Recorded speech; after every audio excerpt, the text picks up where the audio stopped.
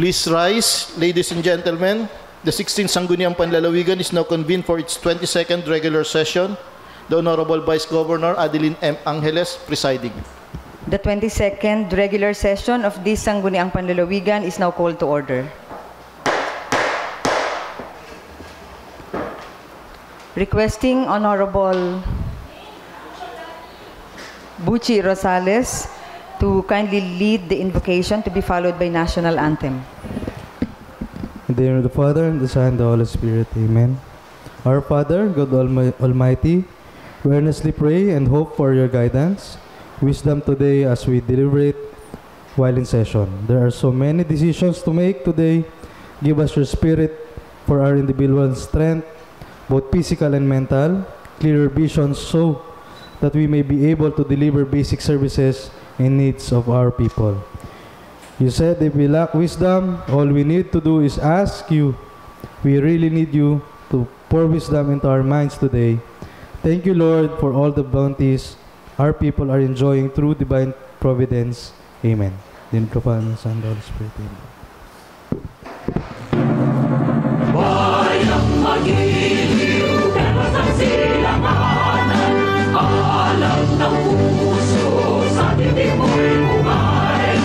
Lupang hinirang, kuya ka ng magiliw, sa manlulupi, kita masisingin, sa lalat at puno, sa simoy at sa langit mo, ay ilang ang tulat, awit sa paglayang pinakawakan, ang isang lang watawat mo'y nabuhay na nakikinig, ang bituin at harap niya kailan papalik magiging, walang araw ng maraming pagsitang, lalapit sa atin ko, ang ligaya naman may mamagin, alamatay ng tayo sa'yo.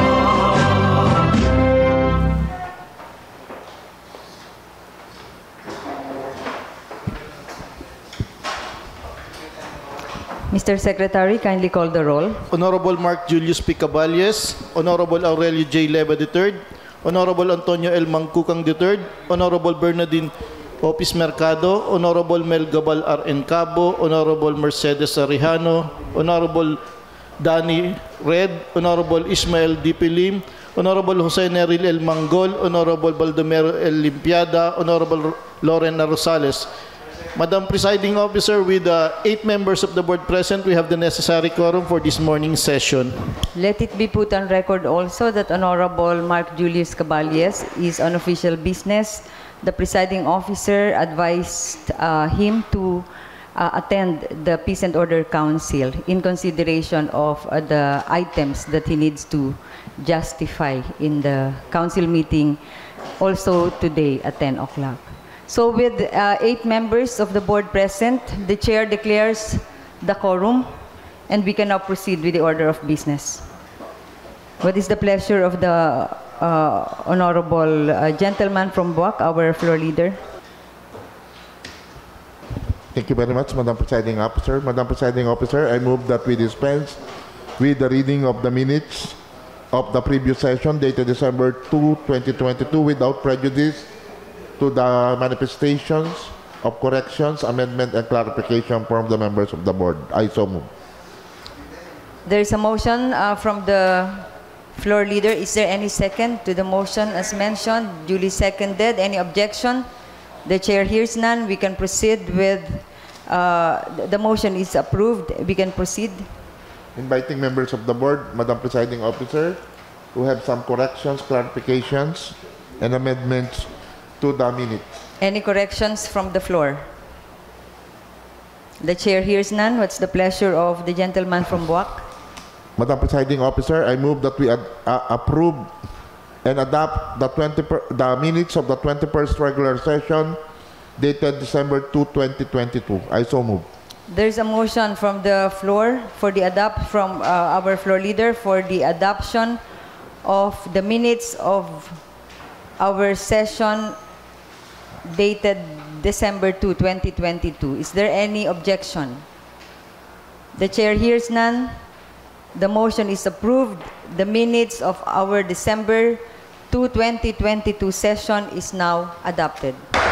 Madam Presiding Officer, for the matters arising from the minutes, inviting members of the board who have some matters arising from the minutes of the previous session. Any matters arising?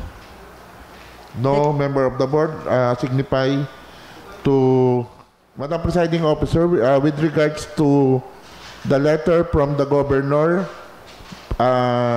requesting the Sangguniang Panlalawigan for our authority to represent the province to meet with the Department of Energy and other relevant national government agencies regarding the request for the declaration of the entire province of the Marinduque as underserved area in accordance with the microgrid.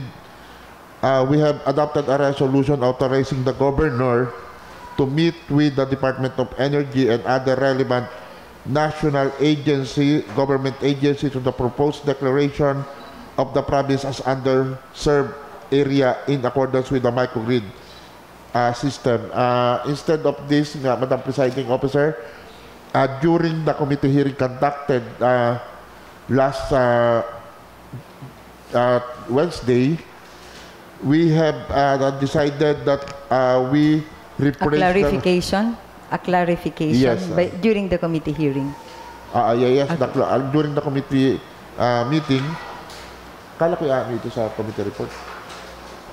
Madam Presiding Officer, with regards to page 7, from line 358 onwards, there is a pending report that was agreed upon during the committee meeting held last Wednesday, and may I ask the Secretariat not to release the resolution adopted pending the approval of the committee report to be rendered by the Committee on Local Economic, Committee on Energy. So, the presiding officer just wished to be clarified.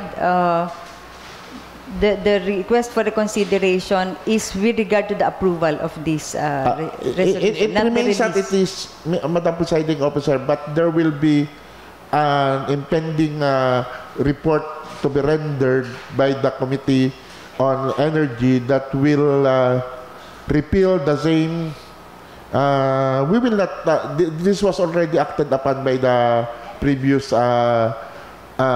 during the previous session, that there will be a pending recommendation to be rendered by the Department of the Committee on Energy that will rephrase or amend the title and the intention of the resolution. So what we are asking for, Madam Presiding Officer, is not to release the said resolution pending the report to be rendered by the Committee on Energy and its recommendation. Okay, there is a manifestation. Let it be in the proper motion that this particular resolution, the release will be suspended or hold pending the final disposition of the Sangguniang Panlalawigan on a subsequent committee report also related to the matter. Yes. Let it be put on record. May I put that into motion? I move that we defer the issuance of the resolution authorizing the Honorable Governor to meet with the Department of Energy and other relevant national government agencies relative to the proposed declaration of the province of Marinduque as underserved area in accordance with Microgrid System Act, pending the report to be rendered by the Committee on Energy. I so move. There is a motion by Honorable Leva, duly seconded by Honorable Manggol. Any objection? The chair hears none. Thus, the motion of Honorable Leva is approved. The release of the resolution authorizing Honorable Governor Presbitero Velasco to meet with the DOE and other relevant national government agencies to the proposed declaration of regarding the proposed declaration of the province as underserved area in accordance with the Microgrid System Act will now be held pending disposition on the subsequent committee report also related to the matter. The motion is approved. Madam Presiding Officer, for the approval and amendment of the agenda, we don't have any privileged speech for this session, as well as question hour.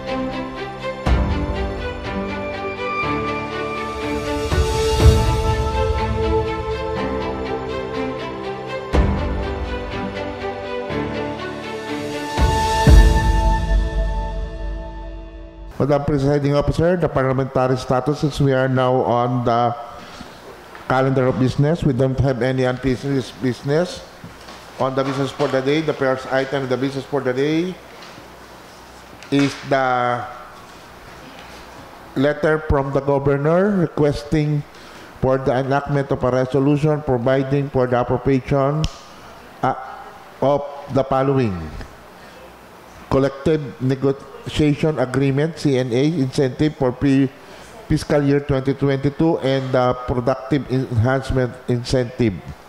May I ask that we recognize the Vice Chairperson of the Committee on Appropriation. The gentleman from Santa Cruz, Honorable Lim, is recognized. Thank you, Madam Chair. My colleagues, good afternoon. Madam Chair, with the indulgence of the body, and this is already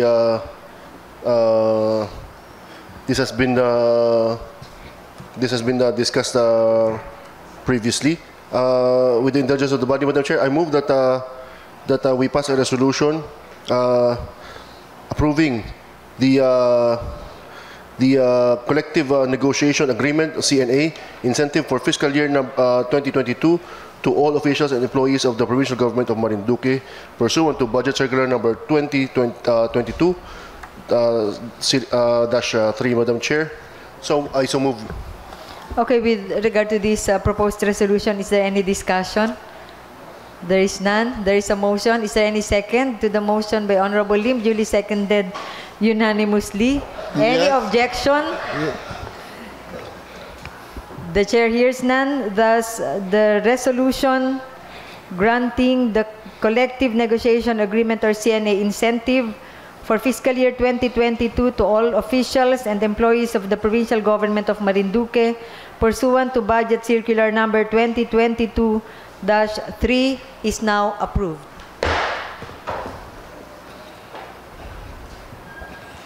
How about the PI? Okay na. Yes, Honorable Lim. Again, Madam Chair, also relative to the CNA, I move, Madam Chair, that we pass a resolution granting a Productivity Enhancement Incentive PEI to all officials and employees of the Provincial Government of Marinduque for fiscal year 2022 pursuant to DBM Budget Circular number 2017-4. Madam Chair, I so move. Is there any second to the motion by Honorable Lim, duly seconded unanimously? And there is no objection.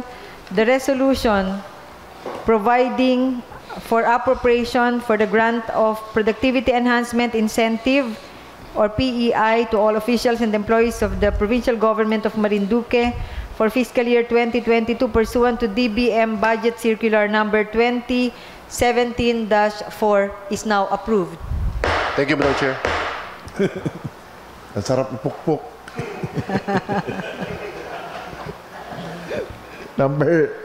For the next item is the Supplemental Budget number 4 for calendar year 2022. May I ask again that we recognize the Vice Chairperson of the Committee on Appropriation.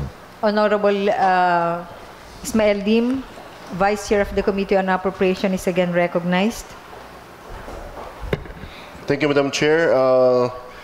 Since this has already been discussed previously, again, Madam Chair, I move that we pass a resolution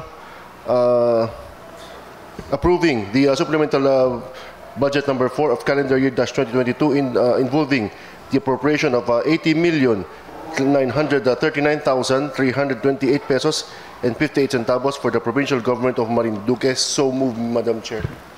There is a motion by Honorable Lim, duly seconded by... Madam Chair, may Honorable Leva. I have some query, Madam Chair, with regards to the budget for the Provincial Engineering Office. Because, Madam Chair, under Resolution number 275 series of 2022, reprogramming of priority development projects funded out of the 20%. This is item number... item number 49, Madam Chair. May I direct your attention to item number 49? Under Resolution number 275 series of 2022, reprogramming of priority development projects funded out of the 20% development fund. Letter C, Provincial Engineering Office, upgrading and improvement rehabilitation of Pinibuan, Kalong, has an appropriation of 883,120. However, under letter Q of the same office and of the same project, there is an appropriation of 700,000. May I know why there are two projects of the same nature under the same resolution with different amounts? This is per resolution number 275 series of 2022. Letter C for Hinubuan Kalong Provincial Road. This 883,120. Yes, madam. And Another under item letter Q.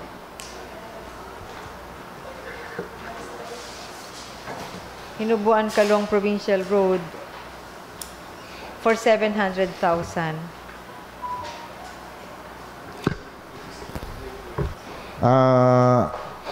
Let's now We will defer final disposition on the motion of Honorable Lim with regard to the item on the supplemental budget number 4. I submit, Madam Chair. We now go, Madam Chair, to item number 1 under communications and petitions. Madam Chair, may I ask that we recognize the chairperson again of the Committee on Appropriation for the proper disposition of this request from Mr. Rene Quezada. On behalf of the chairman of the Committee on Appropriation is not with us now. The Vice Chairperson, Madam Chair. Okay. Again, requesting the Honorable Ismael Lim. Under Communications and Petition, the request of Mr. Rene Quezada for the appropriation of 134,000 plus. Yes, Honorable Lim. Yes, Madam Chair. With the indulgence of the body and with reference to the letter of Mr. Rene Quezada, I move that and duly approved by our local chief executive.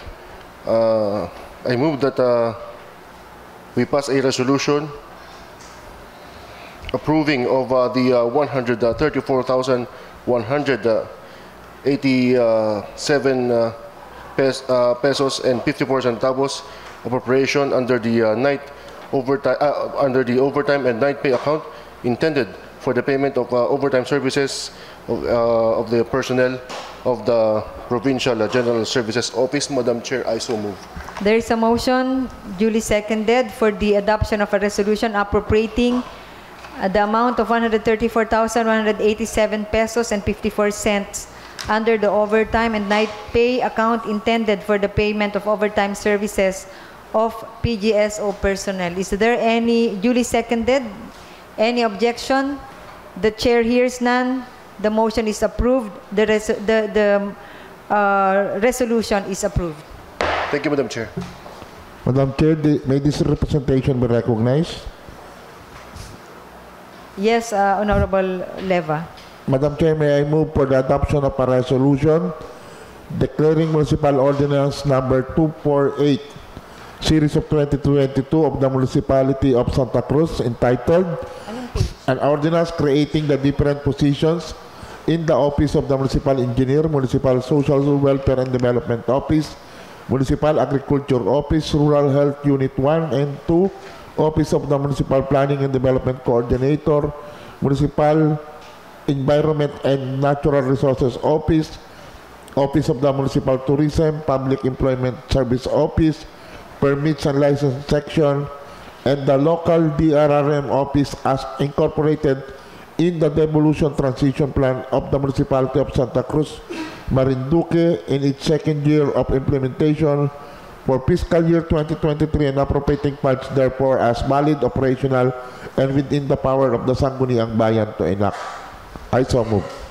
There is a motion to declare Municipal Ordinance Number 248 Series of 2022 of the Municipality of Santa Cruz to be declared valid, operative, and within the authority of the said LGU to enact. Any second to the motion? Duly seconded by Honorable Lim, Honorable Mangkukang. Any objection? The chair hears none. Thus, a resolution declaring Municipal Ordinance Number 248, Series of 2022 of the Municipality of Santa Cruz is now approved. Madam Chair, may I move for the adoption of a resolution entitled A Resolution Declaring Municipal Ordinance Number 249, Series of 2022 of the Municipality of Santa Cruz, entitled An Ordinance Authorizing the Temporary Closure of portion of Mabini Street from corner Quezon Street to corner Gomez Street for the Christmas Bazaar activity sponsored by the municipality from November 14, 2022 to January 8, 2023 as valid, operative, and within the power of the Sangguniang Bayan to enact. Is there any second to the motion of the gentleman from Buwak? Duly seconded by Honorable Lim. Any objection? The chair hears none. With that, the resolution declaring Municipal Ordinance Number 249, Series of 2022 of the Municipality of Santa Cruz, entitled An Ordinance Authorizing the Temporary Closure of portion of Mabini Street from corner Quezon Street to corner Gomez Street for the Christmas Bazaar activity sponsored by the municipality from November 14, 2022 to January 8, 2023 is now declared valid, operative, and within the authority of the said LGU to enact is now approved. Madam Chair, may I move for the adoption of a resolution entitled A Resolution Declaring Municipal Ordinance Number 252, Series of 2022 of the Municipality of Santa Cruz, entitled An Ordinance Extending the Deadline of Payment for Business Taxes, Tricycle Franchise Fee, and Mayor's Permit Fee without penalty, surcharge, or interest from January 21, 2023 to February 28, 2023 and for other related purposes as valid, operative, and within the power of the Sangguniang Bayan to enact. I so move. Any second to the motion by Honorable Leva? Duly seconded by Honorable Rosales, Honorable Limpiada, Honorable Neril Manggol. Any objection? The chair hears none. Thus, a resolution declaring Municipal Ordinance Number 253, Series of 2022, providing Municipal Ordinance Number 252, Series of 2022, entitled Ordinance Extending the Deadline of Payment for Business Taxes, Tricycle Franchise Fees, and Mayor's Permit Fee without penalty, surcharge, or interest from January 29, 2023 to February 28, 2023 and for other related purposes of the Municipality of Santa Cruz is now declared valid, operative, and within the authority of the said LGU to enact. Madam Chair, may I move for adoption of a resolution? Madam Chair, Yes, Honorable if I may Lim. interrupt, Madam Chair, I am my apologies to our Majority Floor Leader. Madam Chair, our resource person from the PPDO is now here at the back. So I yield, Madam Chair, to the wish of the Vice Chairperson of the Committee on Appropriation. Thank you, gentlemen. Let's now go back to the pending item with regard to the clarifications needed with regard to Supplemental Budget Number 4. Madam Chair, I move for suspension of the rules. I second, Madam Chair. The rules now suspended. Ang katanungan po namin ay with regards to the 20% Development Fund, Resolution Number 275, Series of 2022 under Supplemental Budget. May nakalagay po kasi sa under letter C, if we can assist Mr. Arnel. Yes, we recognize Mr. Arnel of PPDO to shed light on the matter. Upgrading, improvement, rehabilitation of Pinubuan, Calong, Provincial Road, Antipolo, Gasan, amounting to 833,120.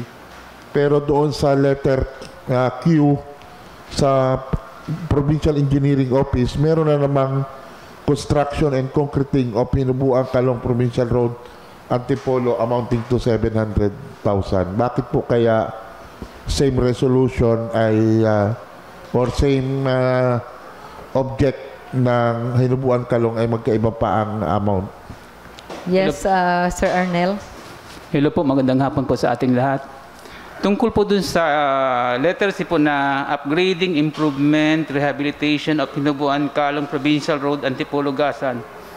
Ito po ay para sa payment po ng relocation of poles na gagawin po sa Hinubuan Kalong Road na affected po nung kalsada. Tapos po yung 700,000, yun po ay bali po, binalik po natin yung, dahil inabot na po siya noong sa LGSF na CMJP na pundo, binalik na po natin yung hindi nabayaran sa contractor po. So kailangan po nating, meron pa ba yata pong kulang bago makompleto po yung road doon, kinakailangan po nating mabayaran po o magawa po yung kalsada doon, kaya nag-allocate po kami ng 700,000 po. So these are two separate projects. Opo. So, Same road siya. Same road, pero magkaiba po siya ng item. Yung isa po ay payment for the location of poles, yung isa po ay pavement po, no? Na dapat road po construction. Opo. Hindi kaya siya ay malagay sa splitting kasi na isang road lang siya? Ba't hindi pa pagsamahin yung 883,000 at saka yung 700? Ay hindi po pwede kasi po ang sa relocation ng poles po, ang gagawa po noon ay Marelco. Doon po naman sa 700,000 ay doon po naman sa pavement na ibang contractor po ang gagawa po. Kaya magkaiba po siya ng item po. Sige po, kung yun po ang paliwanag. So, yung isa po ay para sa transfer of pwede ba poles. natin ilagay that the amount intended for upgrading is for the relocation of poles? Opo, Pwedeng ilagay sa administrative provision? Baka para maging and then the amount intended for is for the construction of road. Opo. We just have administrative provision, Madam Chair, to clarify this matter. Baka Let the clarificatory statement on those two projects be included in the administrative provision. Thank you, Sir Arnel. Sige po. Salamat ng marami. Thank you po for the clarification. Kahit bigla-bigla. Oo. Nagra-rush na rin lang tayo po ng budget deliberation. So what is now the pleasure of Honorable Lim? If there are no more questions, Madam Chair, I move that we pass a resolution approving Supplemental Budget Number 4, Calendar Year 2022, involving the appropriation of 80,939,328 pesos and 58 centavos of the Provincial Government of Marinduque. Madam Chair, I so move. I second to the motion, Madam Chair, with the comment na with comment, Madam Chair, na napakapalad po lagi talaga ng Balanacan. Meron na namang 4 na milyon dito.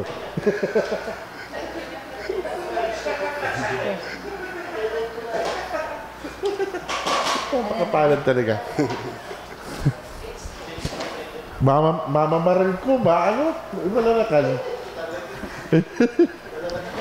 There's a motion Napakapalad ng mukmuk. duly seconded by Honorable, sino nga pong nag-second? Honorable Leva, for the adoption of a resolution approving Supplemental Budget Number 4, Calendar Year 2022, involving the amount of 80,939,328 pesos and 58 centavos of the Provincial Government of Marinduque, subject to some administrative provisions on the clarification with regard to the two items. Any objection? The chair hears none.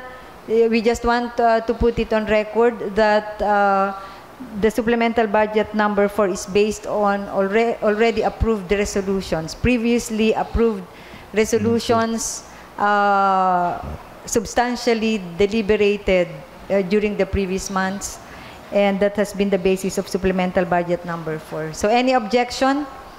The chair hears none. With that, Supplemental Budget Number 4 for the calendar year 2022 in the amount of 80,939,328 pesos and 58 cents of the Provincial Government of Marinduque is now approved. Thank you, Madam Chair. Mr. Floor Leader. Madam Chair, in as much as the supplemental budget is an appropriation ordinance, may I move that it be tackled for for approval on final reading during the portion for the third and final reading later on. Noted, Mr. Floor Leader. We now go to the Madam Chair. Again, may this representation be recognized for the adoption of a resolution entitled "A Resolution Declaring Municipal Ordinance Number 253, Series of 2022, entitled An Ordinance Providing for the Implementation of Anti-African Swine Fever sa Barangay Program, the creation of a municipal ASF task force, the provision of financial and other forms of assistance to families of hog raisers affected by African swine fever, appropriating necessary funds therefore and for other related purposes as valid, operative, and within the power of the Sangguniang Bayan to enact." Any second to the motion by Honorable Leva? Duly seconded by Honorable Rosales, Honorable Limpiada, Honorable Manggol. Any objection? The chair hears none. Thus, the resolution declaring as valid, operative, and within the authority of the LGU of Santa Cruz to enact Municipal Ordinance Number 253, Series of 2022 is now approved. Madam Chair, may I move for the adoption of a resolution entitled "A Resolution Declaring Municipal Ordinance Number 254, Series of 2022, entitled An Ordinance Amending Chapter 2, Article E, Citus of the Tax, Chapter 3, Article E, Special Permit for the Cockfighting, and Chapter 4, Special Services of Tax Ordinance Number 1, Series of 2019 of the Municipality of Santa Cruz, Province of Marinduque, as valid, operative, and within the power of the Sangguniang Bayan to enact." Any second to the motion by Honorable Leva? Seconded by Honorable Lim. Any objection? The chair hears none. Thus, the resolution declaring as valid, operative, and within the authority of the Municipality of Santa Cruz to enact Municipal Ordinance Number 254, Series of 2022 is now approved.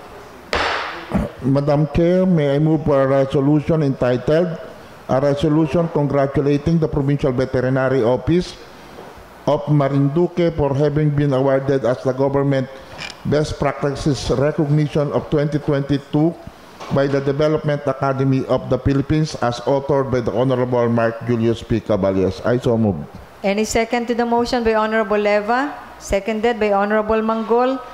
Thus, any objection? The chair hears none.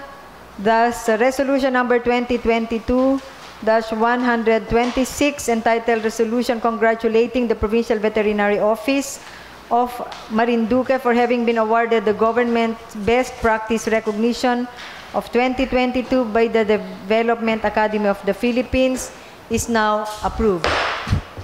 Madam Chair, may I ask that we recognize the chairperson of the Committee on Environmental Protection and Human Ecology for the sponsorship of the proposed resolution number 2022-127. Yes, recognizing Honorable Mangkukang. Thank you, Madam Chair. This representation moves for the adoption of a resolution including the herein list of cultural properties, the local cultural inventory of the province of Marinduque, and endorsing the same to the National Commission Culture and the Arts, NCCA, for inclusion in the Philippine Registry of Cultural Property. And the following cultural properties are the following to be included in the inventory for cultural properties. First, Marinduque Wildlife Sanctuary. Second, Torrijos Watershed Forest Reserve. Third, Naampias River Watershed Forest Reserves. Fourth, Marinduque Mangrove Swamp Forest Reserves. And the Summit of Marindig. I so move, Madam Chair. Yes, Honorable Leva, any manifestation? Manifestation, Madam Chair. With all due respect to the distinguished sponsor, in my little knowledge, Madam Chair, the difference between culture and nature is its creator. The nature is being created by God, while culture is being created by man. So, all of this belongs to the category of nature and not culture. To substantiate my claim, may I quote the nature of culture divide, and I quote, "Nature and culture are often seen as opposite ideas. What belongs to culture cannot be the result of human intervention. And on the other hand, cultural development is achieved against nature." And my humble opinion, Madam Chair, is this, the following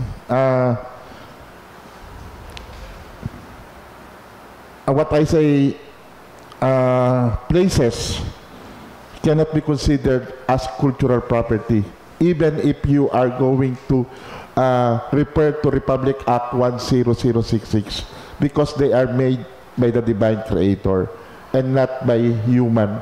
Ang kultura po, base po sa napag-aralan namin sa PCL Convention no sa Baguio, kung saan nagkameron kami, ang diferensya po ng kultura sa kalikasan ay ang kalikasan po ay nilikha ng Diyos, samantalang ang kultura ay nilikha ng tao. Ang mataas na bayan po, ang burol ng mataas na bayan can be considered nature. But the cathedral that was built or established at the top of the hill can be considered culture. In the same manner na ang Banawe, ang bundok ng Banawe, can be considered as nature, but the terraces that was made by the people of the Banawe can be considered culture. This is just my humble opinion, Madam Chair. Yes, thank you, Honorable Leva. Yes, Honorable Lim, before we give opportunity for the author to shed clarification. Madam Chair, I would want to believe the former speaker, but he mentioned that he has little knowledge, so I prefer not to. You prefer a what? I prefer not to believe him because he mentioned that in my little knowledge. Anyway. So, yes, so with that manifestation, any comment from the author? Maraming salamat, Binibining Tagapangulo. Ito po ay inilapit sa atin ng ating mga kasama sa Provincial Tourism Office, headed by, ito po with Mr. Eddie Obligacion, at sinabi nga niya na isa sa mga nakalis dito ay isa po sa isasama, addition or inclusion para sa list ng cultural property ng Marinduque para mailista sa NCCA. Ano po, at itong mga nabanggit natin ay mga tangible, immovable type of cultural property. Can the presiding officer be appraised again with regard to what are included in the list again for our Madam reference? Chair, the following name of cultural properties are Marinduque Wildlife Sanctuary, Torrijos Watershed Forest Reserve, Naampias River Watershed Forest Reserves, Marinduque Mangrove Swamp Forest Reserves, and Summit of Malindig. Summit of Malindig. Yes, Madam Chair. At sila po ang nag-identify nito at hinihingi ng NCCA itong additional type of cultural properties para po mapasama at for possible funding assistance in the future. Okay, with regard to the manifestation of Honorable Leva, is the chair of the committee on, or the vice chair of the committee, ikaw na ba ang chair? Co-chairperson po, Madam Chair. The vice chair of the committee on culture and arts be willing to just give the chance to the committee to further study it? So that we can clarify what is meant by important cultural property as defined by law, and also we can be clarified with regard to the definition as manifested by Honorable Leva. Yes, Madam Chair. Yes. Can the good the gentleman from Mugpog reconsider the motion? Okay, Madam Chair. I move for the deferment of the proposed resolution number 2022-127 to give way for further study of the committee. Thank you. Thank you, Honorable Mangkukang. And with that, this item is again continuously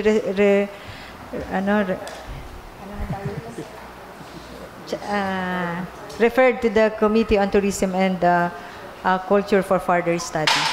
Thank you, Honorable Mangkukang and Honorable Leva. Okay, thank you very much to the Honorable Mangkukang for his understanding of my manifestation in my little knowledge. In my little knowledge. So next time it will be bigger knowledge. Madam Chair, with a heavy heart, may I ask that we recognize the Vice Chairperson of the Committee on Tourism for the approval of the next resolution. With a good heavy heart. Okay, yes, Honorable Mangkukang. What is the disposition with regard to, is that the proposed resolution of greetings to the municipal government of Bawa? Yes, Honorable Mangkukang. Madam Chair, minumungkahi po natin na maganda po tayo ng isang kapasyahan o resolution number 2022-128. Ang Sangguniang Panlalawigan ay nagpahayon ng kanyang marubdob na pagbati sa bayan ng Buwak at kanyang mamamayan sa pamamagitan ni Kagalang-galang Mayor Army D.C. Carion sa kanilang pagdiriwang ng ika-40 na taon ng pagkakatatag at inasiguro ang patuloy na pakikiisa at suporta ng pamahalaang panlalawigan sa kanilang mga layunin, lunggatiin at pangarap para sa bawat isang Boqueño. I so move, Madam Chair. Thank you, Honorable Mangkukang. Just a query from the presiding officer. Instead of the Sangguniang Panlalawigan, can we make Pamahalaang Panlalawigan? So that it will include the executive also. Pamahalaang Panlalawigan, Madam Chair. Okay. So there is... And let the governor also sign in the resolution. Yes. Now it is with a not so heavy heart. Hindi sila makarelate masyado sa ating mga pinag-uusapan. Okay. So with that, there is a motion for the adoption of a resolution entitled Resolution na ang pamahalaang panlalawigan ay nagpapahayo ng kanyang parubdob na pagbati sa bayan ng Buwak sa kanyang mamamayan sa pamamagitan ni Kagalang-galang Mayor Army Carion sa kanilang pagdiriwang ng ika-150 taon ng pagkakatatag at inasiguro ang patuloy na pakikiisa at pagsuporta ng pamahalaang panlalawigan sa kanilang mga layunin, lunggatiin at pangarap para sa bawat isang Boqueño. Any second to this motion? Duly seconded. Any objection? The chair hears none. The motion is approved. The resolution is adopted. Madam Chair, may I ask that to recognize the chairperson of the Committee on Human Ecology, Environmental Protection and Human Ecology for the sponsorship of the next measure. Yes, Honorable Mangkukang. Thank you, Madam Chair. I formally move for the adoption of a resolution number 2022-129, a resolution providing for a moratorium of the entry, use, and propagation of genetically modified organisms, or GMOs, in the province of Marinduque pending declaration provinces official stand on the matter issue based on scientific, legal, and moral standards. I so move, Madam Chair. That is on the entry, use. So there is a motion for the adoption of resolution number 2022-129. Is there any second to the motion? Duly seconded. Any objection? The chair hears none. Thus, resolution number 2022-129, providing for the moratorium on the entry, use, and propagation of genetically modified organisms in the province of Marinduque pending declaration of the province official stand on the matter or issue based on scientific, legal, and moral standards is now approved. Madam Chair, may I ask to recognize the chairperson of the Committee on Transportation for the accompanying resolution of Committee Report number 68-2022. So another item is as an offshoot of the adopted committee report as recommended by the committee, the proposed resolution providing for resolution requesting the LTO. Yes, Honorable Mangkukang. Madam Chair, I formally move for the adoption of a resolution requesting the Land Transportation Office, LTO, and the Department of Transportation, DOTR, to allow the establishment of more than one emission testing center in the province of Marinduque, considering the latter is an island province. I so move, Madam Chair. Second to move. There's a motion duly seconded motion by Honorable Mangkukang, duly seconded. Any objection?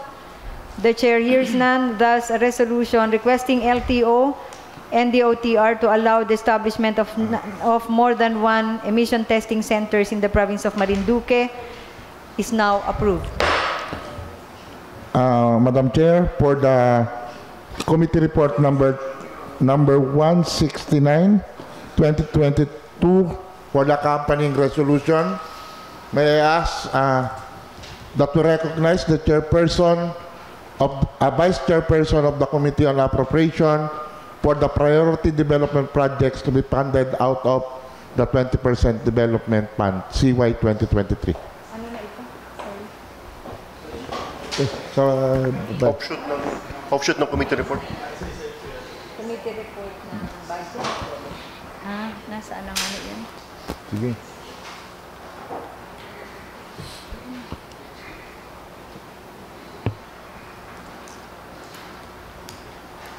Okay, sige. Okay, yes, Honorable Lim.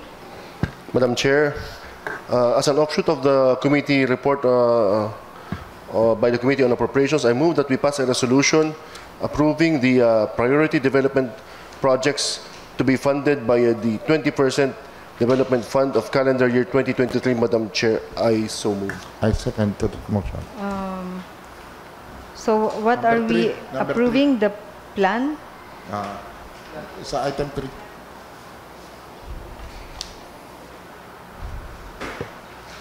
Teams. Priority development projects. Okay. Yes, there is. Yes, Honorable Leva. Second. There is a motion for the approval of the priority development projects to be funded by the 20% development fund for the calendar year 2023. Any objection? The chair hears none. Before the approval, dito na ba papasok? Medyo na-confuse na ako. I remembered some consideration with regard.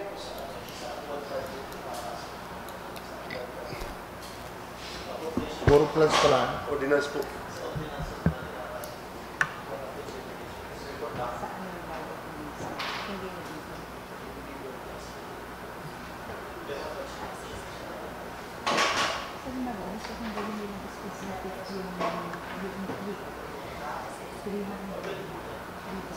Yes, I just remember that a while ago, this presiding officer requested that be included in the recommendation of the committee as adopted.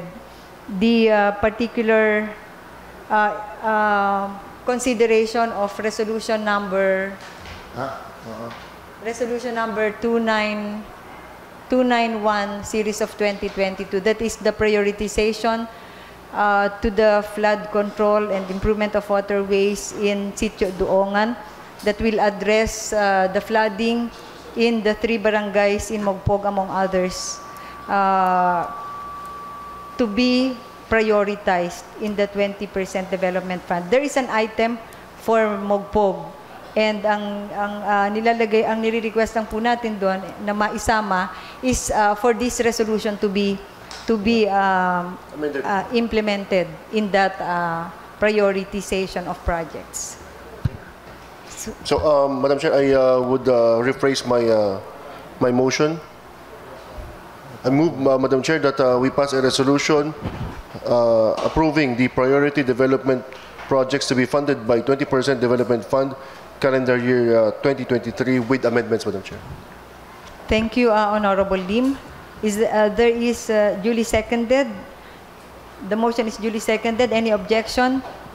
The chair hears none. Thus, the resolution approving the priority development projects to be funded by 20% development fund for calendar year 2023 is now approved with amendment as discussed. Madam Chair, we now approve the local disaster risk reduction and management fund for 2023, and may ask that we recognize the chairperson of Disaster Risk Reduction and Management Committee. Yes, proceed, Honorable Lim. Thank you, Madam Chair. Mr. Floor Leader. Madam Chair, I move that we pass a resolution approving the Local Disaster Risk Reduction and Management Fund, LDRRMF, for calendar year 2023. Madam Chair, I so move. There's a motion by Honorable Lim. Is there any second? Duly seconded. Any objection? The chair hears none. Thus, the motion for the adoption of a resolution approving Local Disaster Risk Reduction and Management Fund for 2023, tama ba? Tama po. For 2023, the motion is approved. The resolution is adopted. Thank you, Madam Chair. Madam Chair, we now go to the God plan and budget for 2023, and may ask that we recognize the chairperson of the Committee on Women and Family. Thank you. I move for the approval of the Gender and Development God Plan and Budget for 2023. I so move, Mr. Presiding Officer. There's a motion by Honorable Opis Mercado for the adoption of a resolution approving the God Plan and Budget for 2023. Any second? Duly seconded. Any objection? The chair hears none. Thus, the motion approving a resolution approving the God Plan and Budget for 2023 is now approved. The resolution is adopted.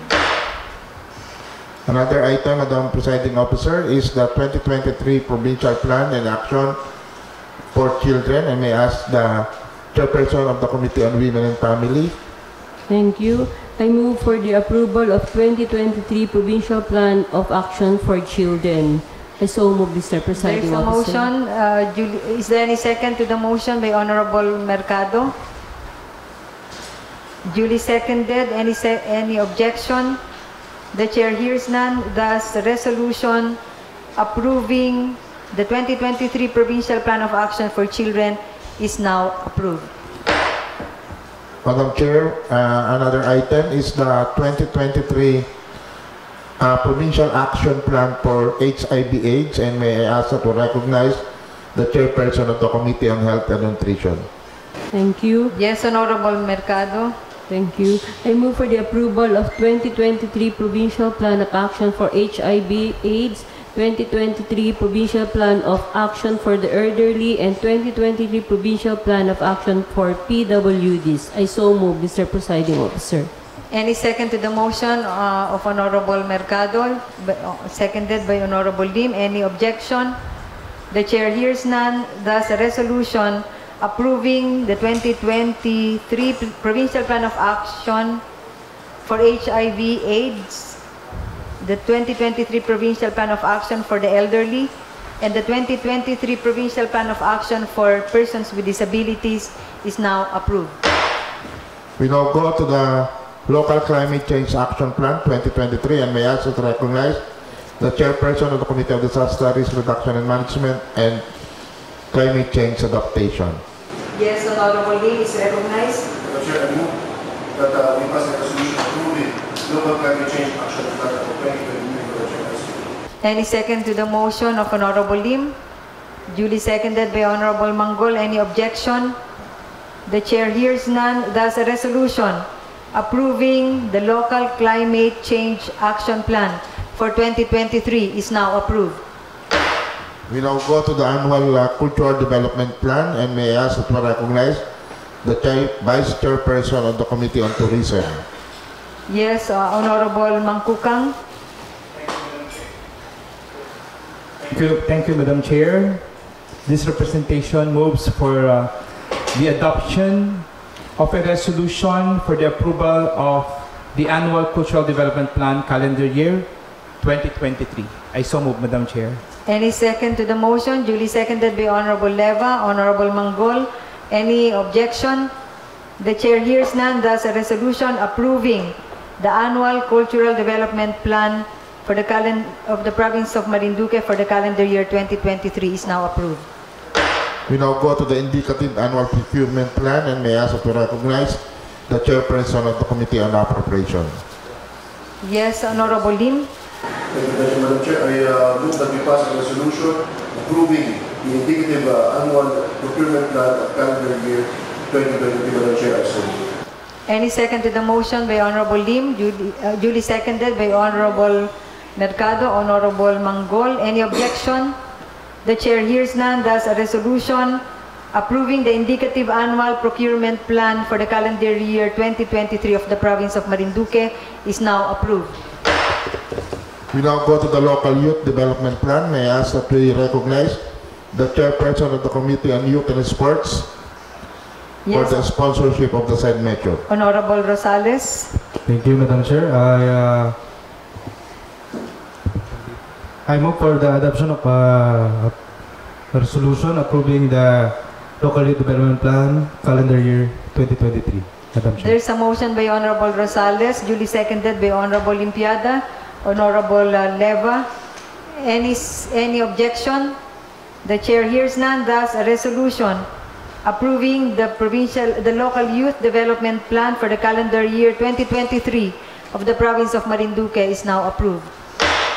Madam Chair, we now go to the Provincial Nutrition Action Plan for 2023-2025. May I ask to recognize the Chairperson of the Committee on Health and Nutrition. Honorable Opis Mercado is recognized. Thank you. I move for the approval of a resolution for the Provincial Nutrition Act Plan for 2023 to 2025. I so move, Mr. Presiding Officer. Any second to the motion? Duly seconded by Honorable Manggol. Any objection? The chair hears none. Thus, a resolution approving Provincial Nutrition Action Plan for 2023 to 2025 of the province of Marinduque is now approved. Madam Chair, may I move for the adoption of a resolution approving the Capacity Development Agenda for CY 2023-2025. I so move. And the devolution transition plan, it's different? Wala na yan. Approve na yan. Okay. So, thank you. There is some motion by Honorable Leva. Is there any second to the motion? Duly seconded by Honorable Rosales. Any objection? The chair hears none. Thus, a resolution approving the CapDev or Capacity Development Agenda for calendar year 2020 to 2022 of the province of Marinduque is now approved. Madam Presiding Officer, may I move for the adoption of a resolution authorizing the Governor, Honorable Presbytero Velasco Jr., to make a definite tender offer and negotiate for and in behalf of the PGM to purchase and enter into a deed of absolute sale with concerned lot owners in relation to the construction of Marinduque Wildlife Sanctuary and requiring the same to submit report of the negotiation to the Sangguniang Panlalawigan. Thank you, Honorable Leva. Can you reiterate the last part of the... Yes, Madam Chair. Again, may I move for adoption of a resolution entitled the resolution authorizing the Governor, Honorable Presbytero J. Velasco Jr. to make a definite tender offer and negotiate for and in behalf of the Provincial Government of Marinduque to purchase and enter into a deed of absolute sale with concerned lot owners in relation to the construction of road to Marinduque Wildlife Sanctuary to Magabukbuak and requiring the same to submit the report of the negotiation to the Sangguniang Panlalawigan. I so move. There is a motion. Is any second to the motion of Honorable Leva, duly seconded by Honorable Manggol, Honorable Opis? Any objection? The chair hears none. Thus, a resolution authorizing the Governor, Honorable Presbytero Velasco Jr., to make definite tender offer and negotiate for and in behalf of the Provincial Government of Marinduque to purchase and enter into a deed of absolute sale with concerned lot owners in relation to the construction of road to Marinduque Wildlife Sanctuary into Magabokbuak and requiring the same to submit the result of the negotiation to the Sangguniang Panlalawigan is now approved. Another item for the proposed for the business for the day is proposed ordinance number 16.21. May I ask the Secretary to please read the title of the said proposed ordinance. Proposed ordinance number 16-21 entitled An Ordinance Requiring Parents, Marrying Couple, and Students to Plant at least 2 trees upon birth, registration, application for marriage, or graduation respectively, providing for the mechanism for its implementation, appropriating necessary funds therefore, and for other related purposes, authored by Honorable Antonio L. Mangkukang III, Chairperson of the Committee on Environmental Protection and Human Ecology. Madam Presiding Officer, may I ask that we recognize the Honorable Gentleman from Ugpog for the sponsorship of the said measure. Yes, Honorable Mangkukang is recognized. Madam Chair, I formally moves for the approval and enactment of an ordinance for second reading. Okay, I thought you will render an explanatory note. No need. It's a product of committee report. Okay, proceed, Honorable. Madam Chair, yung pong explanatory note natin ay basa na po natin nung first reading. Sa privilege. Okay, noted, Honorable Mangkukang. Yes, proceed. Chair. So we are now, this is for second reading. Tama ba? Second and... okay. Second. Okay, proceed. Can we now open it for discussion? Yes, Madam Chair, for discussion. For discussion and for any amendments, Madam Chair.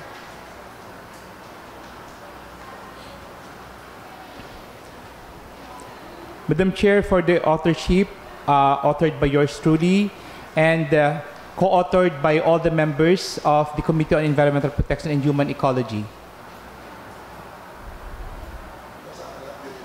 Sa period amendment sa ba tayo? So what is now the pleasure of the proponent? Madam Chair, for now, I formally moves for the approval for the second reading of the proposed ordinance. Madam Chair, point of order, Madam Chair, we are still on the period of amendment.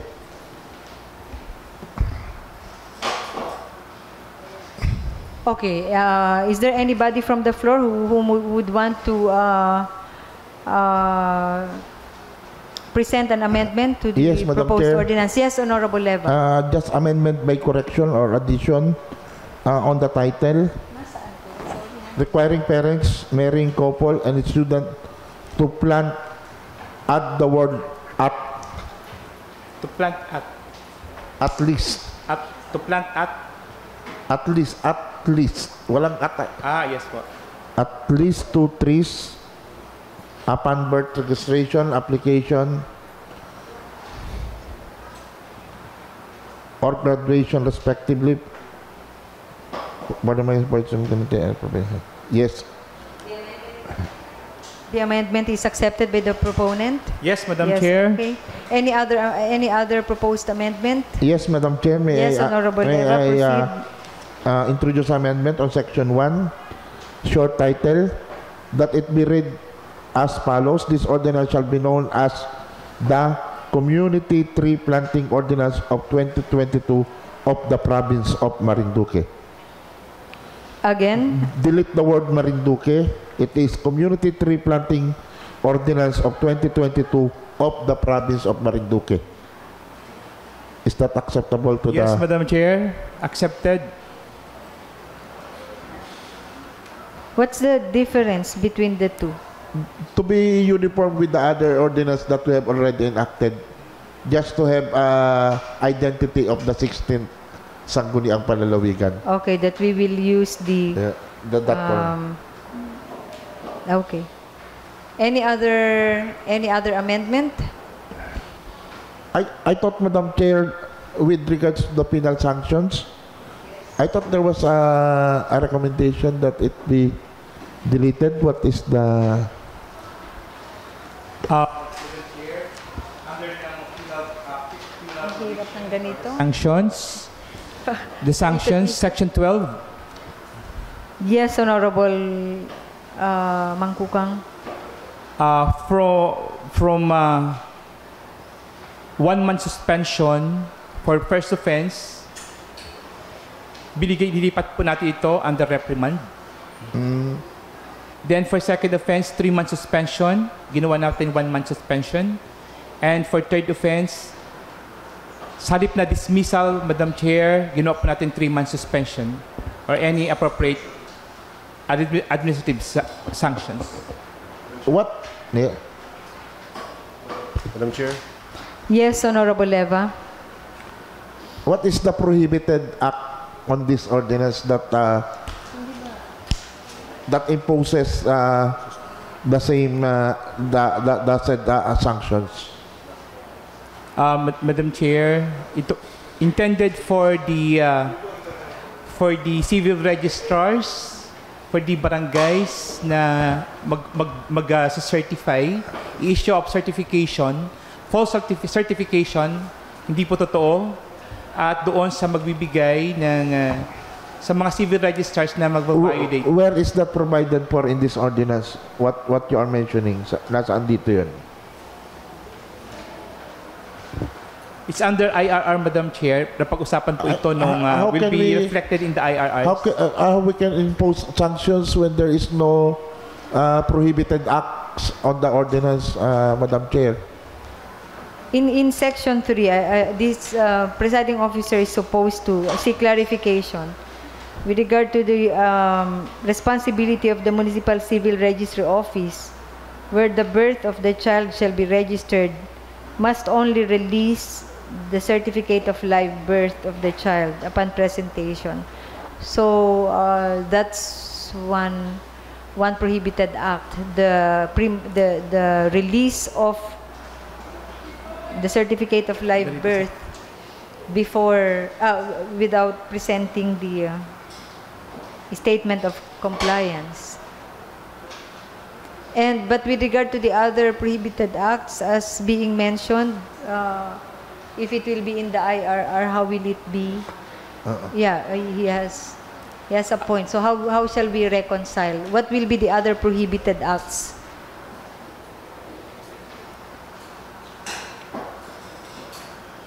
Madam Chair, dito lang po.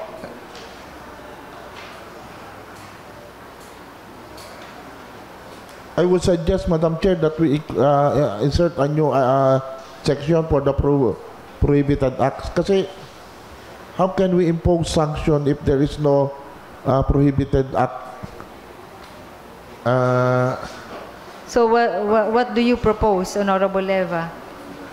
For insertion of a new section for the prohibited acts. But I just want to know for the record what are these prohibited acts that calls for a sanction of reprimand for first offense, second offense. Kasi you have mentioned here, the concerned officials or employees of municipal registry, the barangay or the school, who will violate the provisions of ordinance. What provisions of this ordinance is being violated that imposes sanctions? Yun po yung Madam Chair. Yes, Honorable katulad po ng nabanggit ninyo na ito nga pong unauthorized release of the birth certificate from the civil registry, and itong issuance of affidavit ng mga magtatanim na ibibigay ng punong barangay. Nakalagay po dito under Section 3. The affidavit must be sworn to before the punong barangay if the trees were planted within the premises of the barangay, or before the PGNRO if planted in a government designated area outside the barangay where the family resides.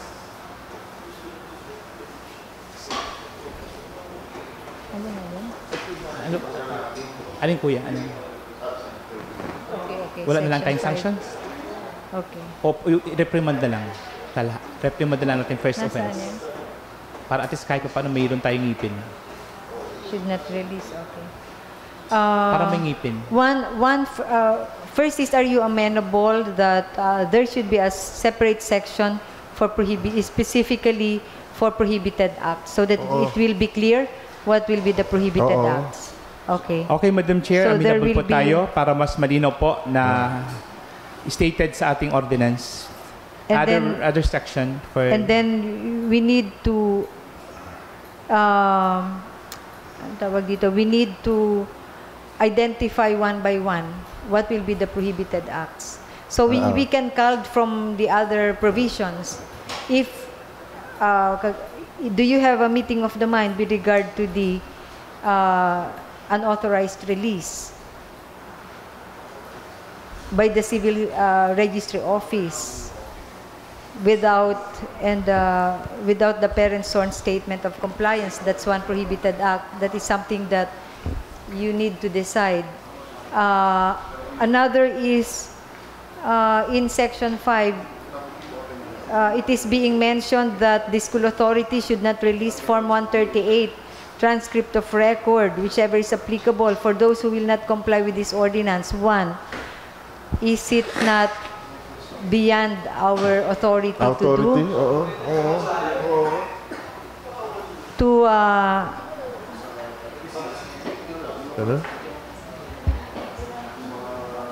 Because Form 138 is a document that is personal to the student. Students. And there are cases already wherein Form 138 cannot be suspended, the release cannot be suspended. So, kaya nga mas magandang maisa-isa what will be the prohibited acts, so that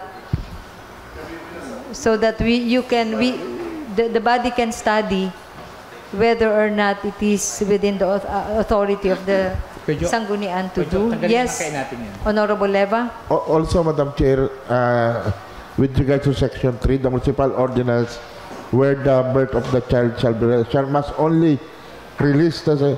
Isn't it in conflict with the Ease of Doing Business Act? Na baka po merong dahil kasi di po ba may mga sila tawag doon? Bureaucrat. Kung kailan which to release, how many days. Yung ang tawag doon sa ARTA? Yung sa ARTA? Anti-Red Tape Act. Madam Chair, yung pong Yes, Honorable manifestation po ng ating gentleman from Buwak, Honorable Leba, pinag-usapan ito yung natakal na under ng committee meeting with the civil registrar. At ito isa nga sa clamor nila na meron silang susundin under ng civil service, na pag-release nga ng may oras ng pag-release ng papel. Actually po dito po ay napag-usapan nga na pwedeng gawin in advance yung pagtatanim at magkaroon na ito ng wide dissemination, information dissemination sa mga liga ng mga barangays, hanggang grassroots, para masabi na nila ng kailang mga BHW, BNS, sa mga manganganak o sa mga ikakasal na kailangan nilang magtanim in advance para mawala na ito ng hassle. Ito po ay pinag-usapan na ng lahat ng mga civil registrars na hindi naman ito makakaapekto as long na makakapagtanim nga in advance yung ating mga kinakailangan magtanim. At ang exemption, mayroon din tayong exemption to the rule na doon sa mga kailangan ng yung mga hindi taga rito na kailangan na yung namatay ang bata, ano po, yung mga ganong exemption, mayroong isasama po yan sa under sa IRR at sa ang grupo po na bubuo nito ay ito pong ang atin pong Provincial Agriculture's Office, si USEC, PGNRO, ang mga miyembro ng at ang komite ng Environmental Protection, Madam Chair. Yes, Honorable Lim. Madam Chair, with regards to ARTA, processing of papers is one thing, but compliance is another. Yan pong, yes, I will process your paper in 3 days, but you must submit papers completely. Compliance is another, Madam Chair. Siguro po ay maganda po itong ordinance na ito. This is a very noble ordinance. And we may not see the effect of this now, but 50 years from now, pagka marami na po ang naitanim, we always complain about climate change and that everybody is saying that climate change is real and it's happening. But what are we doing? And this is one way of doing our share for the environment and countering climate change. Ano po? Maganda po ito. But we need to just siguro polish pa ng kaunti.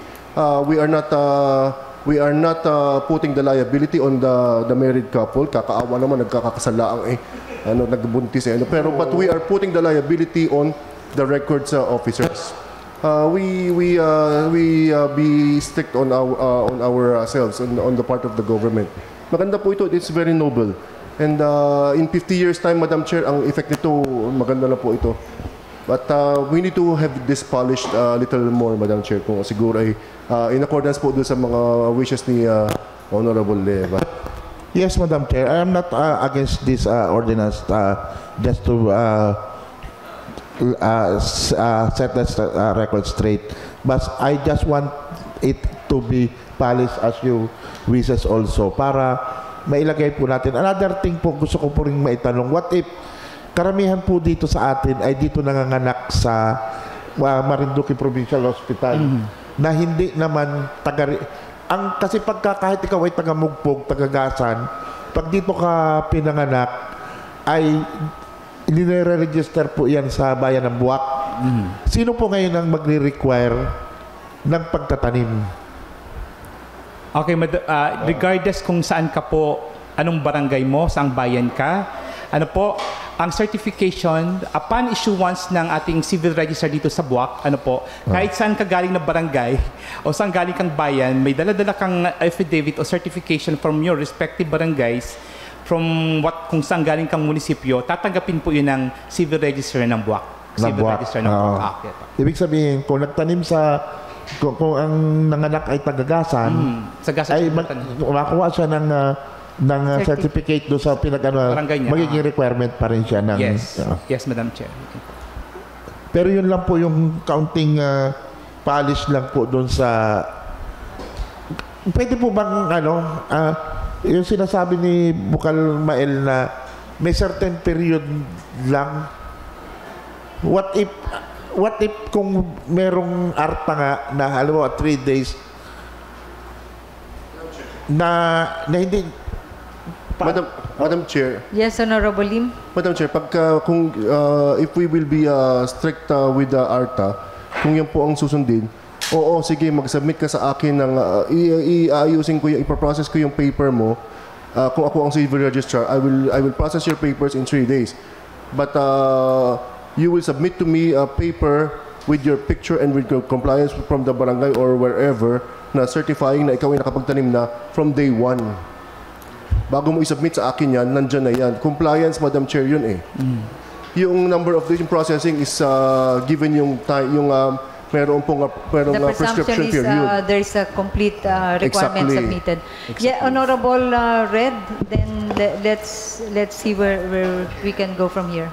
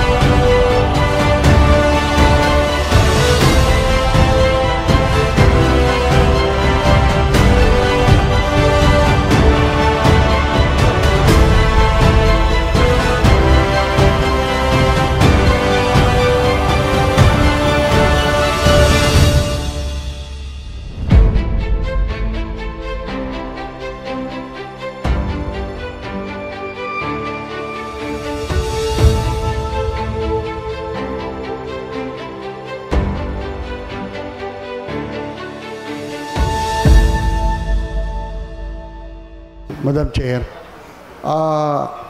napag-usapan po sa committee meeting, committee hearing, na pwede namang i-advance yung pagtatanim. Hindi ibig sabihin na nabuntis siya o siya ay manganganak na, doon pa lang siya magtatanim. Pwede naman na nabuntis siya, 2 months pa lang, pwede nang magtanim. Para paglabas ng bata, mabilis na ma-process yung papel. Is it provided in any provision of the ordinance? Saang part po yun nakalagay? Pwede sama na lang. Meeting of the minds na ito, Madam Chair, ito yung pinag-uusapan natin, ito po yung tinakbo nung committee hearing. Ano po itong dinidiscuss natin dito, na-discuss na rin dyan. Pero mas magandang isulat na rin dyan kung... Yeah, it must be, kasi when they implement it, we will not be there to provide context. So as much as possible, the ordinance must be clear and complete in itself. Another info, Madam Chair. Another info. Honorable read sige first, okay. then... Additional po. Hindi naman ibig sabihin na yung mga anak po, meron kasi na yung mga anak delikado yung kanyang pagbubuntis. Pwede na naman po na pwedeng yung kamag-anak niya magtanim, may certification na nagtanim yung pinagtanim niya yung ibang tao, pero yung mga anak, para doon sa mga anak so saan po yun? Kaya wala pong problema sa paper, sa pag-ayos, kung ano, i-advance lang po. Basta kada isang bata, dalawa. Madam Chair.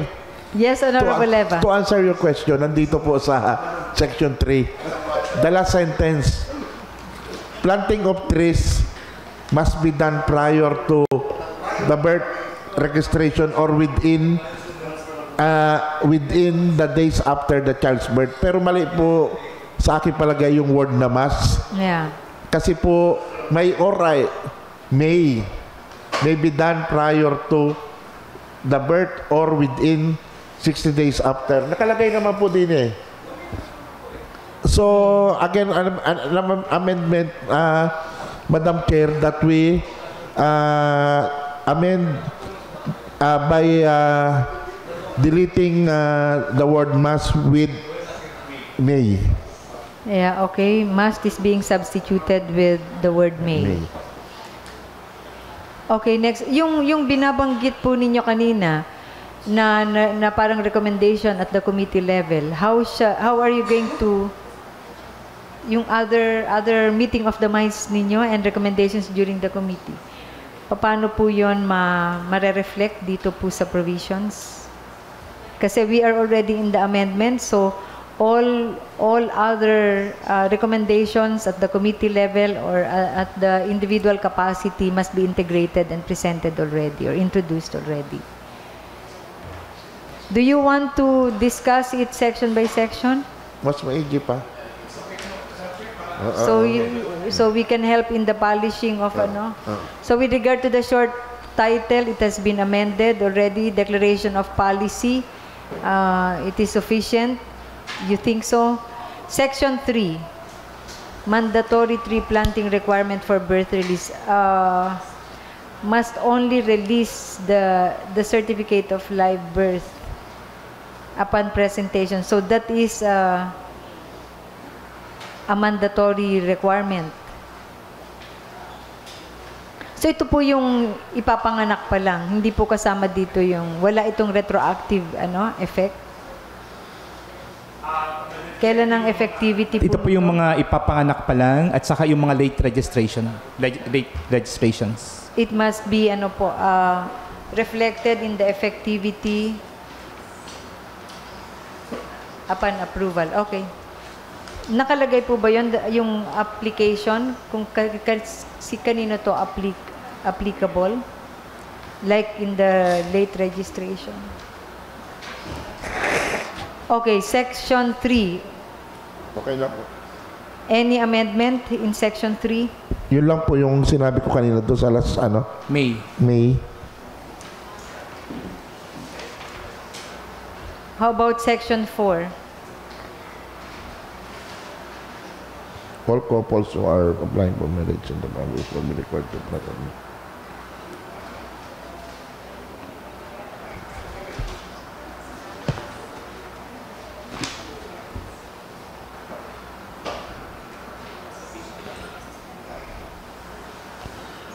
Hindi po kaya pwedeng dagdagan na natin yan sa marriage couple? Matanda naman po na yan. Ano po ang session? Kahit mga 5, at least 5 trees. Section ano po yan? Section 4 po. Okay. Kasi okay lang po doon sa yung sa nauna. Ano po ang ano mo? O gawin po natin 6 para Section 4, paragraph. Ano pong paragraph? Section 4 po. Section 4, paragraph 1 shall be required to plant at least 6 trees. You want to increase it to 6 instead of 2? Oo, marriage naman po ito eh. Okay, any comment on that? Madam Chair, hindi po kayo ito contradict sa ating title? At least 2 trees later on, we will amend the title after we discuss it thoroughly. Okay po. Amenable po tayo na 6 trees for, at least 6 trees for married couple. Yeah. Marrying couples. Section 5, any amendment? Yung po sa pwede pong palitan natin yung the municipal ordinance where the marriage size is shall instead of the word must. Saan po? Yung section 5? Sa section 4 pa rin po. Pwede pong ma-stipulate na yung na word na must ay palitan po natin ng word na shall, as we have Shall release, like in line 35, must only release the certificate. So the shall civil only registry office shall release instead of must only release. Is the proponent amenable to that? Ano pa pong line? Yung basta yung lahat po, stipulated na po doon sa lahat. Yung must, lahat po ipapalitan natin ng shall? For process of style, Madam Chair. Shall. Okay. The proponent... This is just for the purposes of style, Madam Chair. Wala naman po itong effect. Okay. Same substance. All must only shall be replaced with the word shall. Just to be consistent kasi nagamit na po niya yun. Section 5.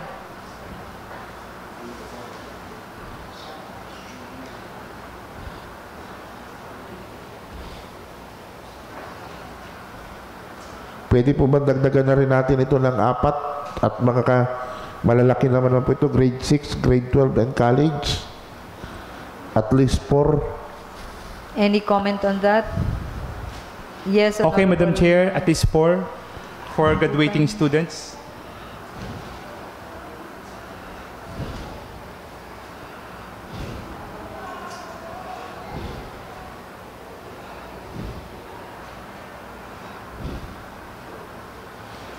What is the comment of the proponent with regard to the restriction on the school of authorities for the release of Form 138? Madam Chair. Yes, Honorable. Ang alam ko po yung Form 138, yun po ay school-to-school release. Siguro po ay yung transcript or record and diploma is sufficient enough. Diploma na lang. Oo. Kasi yung pong school to school po ito na-release ay hindi po ito basta na-release sa tao. Yung Form 138. Ang na-release po ay yung card. Ito pong Form 138, ito yung So, Form 137. Oo, Form 137 po school card. Wag mo po yung form, yung school card na lang. School card. Does anybody familiar with DepEd guidelines, are they not prohibited from not releasing Form 138 on time or transcript of record on time? I just remember watching a situation in Tulfo wherein 138 was not released Released. for non-payment of requirement also by the school, and they were reprimanded. Ay kung ang nabigyan na lang po natin ay school clearance, shall not be issued as school clearance. Yun naman po ay prerequisite sa pagkuha niya ng mga documents. Meron po bang during the committee hearing, meron po bang mga representative from the educational institution? Wala po, Madam Chair, na na-invite sa education sector. Yes, Honorable Lim. For graduating lang. We may be stepping on the territory of DepEd, Madam Chair. Yes, and aside from that, pag-aralan during the committee hearing, no representative from DepEd or educational institution has been invited. So the presiding officer believed that we must act with prudence on this. We may need to confer first and hear first the opinion and side of educational institutions on this. Pwede siguro ng Madam Yes, Chair, Honorable I think Mangkukang. Pwede po natin itong i-replace, Madam Chair, ng for school clearance na lang. Para po mas walang tayo nakikita na any violation sa DepEd circulars. Ano po, kasi doon sa release kasi ng mga Form 138, Form 137, transcript of records, ano po, talagang may guidelines sila dyan. Pero the clearance itself, ano po, bago nga sila kumuha ng, makarelease ng mga documents na yon, mag-undergo sila ng school clearance.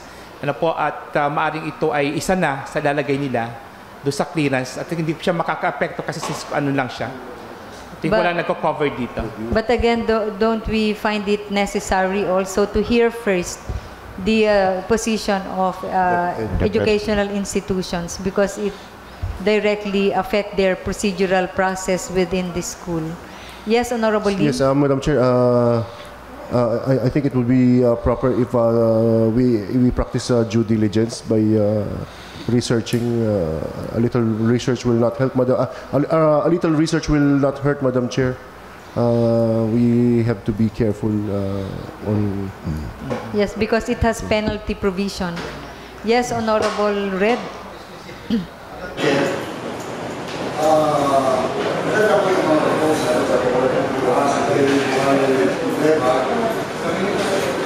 Bokal Mangkukang.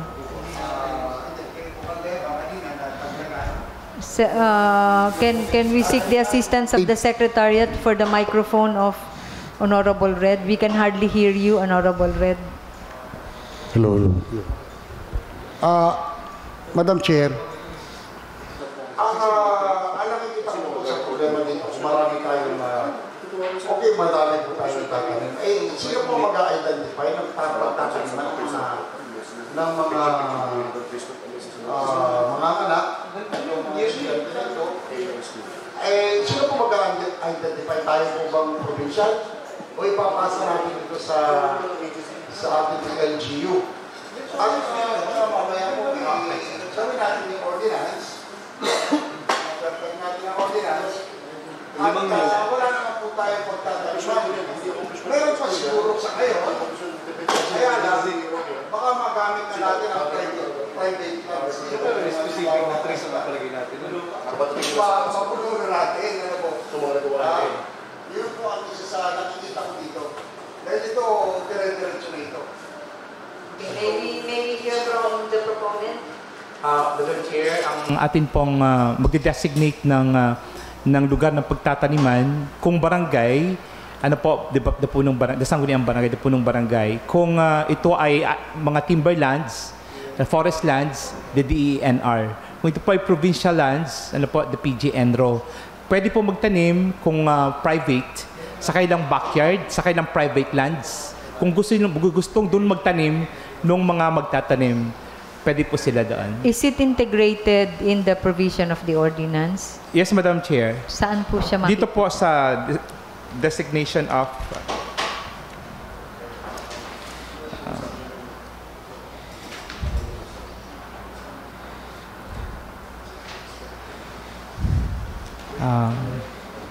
The clearance na nagtanim sila comes from barangay or PGNRO.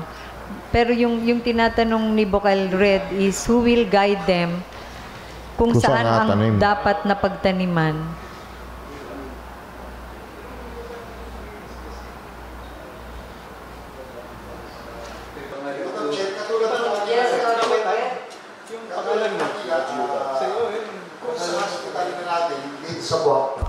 Mga anak at dito mariregister yung bata at dito na rin magtatanim o kung halimbawa ililipat doon sa sa kanilang barangay,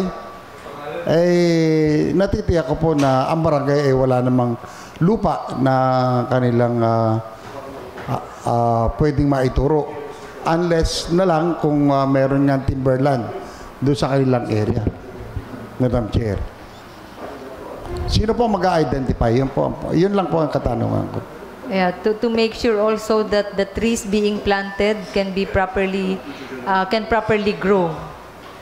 Kasi baka nga naman maitanim sa kapitbahay, nakapagtanim, may requirements, may picture, kaya lang pwedeng bunutin yun ng kapitbahay kung hindi yun pag-aari niya kasi at gagawin niyang bahay o meron siyang sariling plano sa kanyang lupa. So how can we clarify? The presiding officer agreed that this is the intention is very noble, and I think we should really find way to have this kind of ordinance. But also we need to maybe indeed polish it to make it more implementable, to make sure that it can be implemented well. So sabi nga ni Dita Dali, nagawa daw ninyo sa can we, with the indulgence of the proponent, can we possibly defer muna further discussion on this? And let's try to review it again and get the information that we need so that the next session that subsequent sessions that we'll schedule it for continuous deliberation, we have the additional information that we need. So in the pipeline, we need to clarify the possible concern of the educational institutions. That's one. Paki-record lang ho kung ano po yung mga ilang issues and concerns that we are putting in the pipeline. Yes, and I was reminded this is an ordinance also, so it requires, with penalty provision, so it requires public hearing. So you need to decide if the committee hearing that you did can already will be sufficient as a requirement for public hearing. But ang critical lang doon is hindi na imbitahan ang representative from school authorities when they are directly affected or directly partner in the implementation. So that's two. Third is the concern on the identification of areas that will be subject of the planting. Another, siguro number 4 is pag nagtanim ka po kasi kailangan mo ring i-register sa DENR. So that the disposition and monitoring on that until cutting ay naka-record po sa DENR. So I believe it must be reflected also kung papaano yung registration sa DENR. Yes, Honorable Lim. If it will be the barangay officials that will certify. So dapat ay yung mga liga po ay invited rin. Okay. Yes, kahit yung mga yung representative because the certification will come from them, so we need to hear also the concerned officials, barangay officials. Yes, Honorable Leva. Other issues and concerns para pag binalikan po natin ito, mas complete na po yung ating staff work. That is the essence, Madam Chair, of deliberating an ordinance. Kasi dyan natin nakikita kung ano yung mga loopholes at naganda po ito yung ordinansa natin. Ito naman ay hindi naman natin na madali, at least kahit daan-daan siya, na nakikita naman natin yung pwede pang ikaganda ng ordinansa. Kaya mas maganda po na meron kita talagang period of deliberation and period of amendment. That's why nagaganda na po yung nangyayari sa atin. Mas maganda rin po nga yung ginawa mo ngayon, Madam Chair, that we do it section by section, kasi doon po talaga nakikita natin kung ano yung in conflict with Madam Chair, may I only ask what will happen now? If we defer consideration, we will revert it back to the committee so that the committee will do further committee works. That is what is ideal, so that when we deliberate, all the additional information will be completed already, and the concerned committee will have jurisdiction to make further research, and kung kailangang magpatawag ulit ng meeting, then the committee can do kung ano yung mga hindi pa nagagawa. So will it be, I guess, Honorable Mangkukang will understand, if ever, will it be okay, the presiding officer may opt to refer it back to the committee to complete the recommendation, although we have meeting of the minds already with regard to other items, specifically with the objective of the ordinance. It is just a matter of completing the information that we need and making sure that the processes are being done. Yes, Honorable Lim? Yes, Madam Chair, I agree, and Madam Chair, ito po ay this is very this is great. Ang ganda po nito. Imagine mo po kung lalo kung ma-involve ang students, ay yung sa dami ng estudyante natin dito, tapos ay lahat ay magatanim, at matutuwa rin po dyan, Madam Chair, itong Department ng Environment, matutuwa rin po ang accomplishment nila yan Yung pag nagtanim yung mga estudyante, hindi naman yan accomplishment ng DepEd, accomplishment ng DNR yan. Yan po ay record nila na sila ay nakapagtanim ng ganito karami. Yan po ay pasa nila sa itaas na malaking accomplishment nila po yan. Kaya matutuwa rin po ang DNR. Pero iyan nga lang po, i-harmonize po natin yung we make sure that we are not stepping on the bounds of other departments and organizations, Madam Chair. Okay, thank you. Saka isa rin po yung ma-ensure yung sustainability nung ginawa. Yung naitanim na, sino naman ang mga ngalaga nun? Kung meron talaga, kaya nga tama din yung sa barangay or sa DNR, sino sa DNR, meron bang mandato ang, alam ko meron pong mandato ang DNR na sila na yung nag-maintain ng mga inatanim natin dyan sa mga protected areas So, mas maganda rin pong maisama kung magpapamiting po ang DNR kung paano makakatulong dito sa noble idea ng ating kasamang Tres Mangkukang. Okay, yes, Honorable Limpiada. Karagdagan lang as barangay captain, kasi yung mga idle lands natin sa barangay, nasisiguro ko na sila po ay i-designate nila yung kanilang lupa para mapagtaniman nun. Ang tanong lang kung sino ang makikinabang dun sa tinanim mong puno. Thank you. Correct. Yes, if it is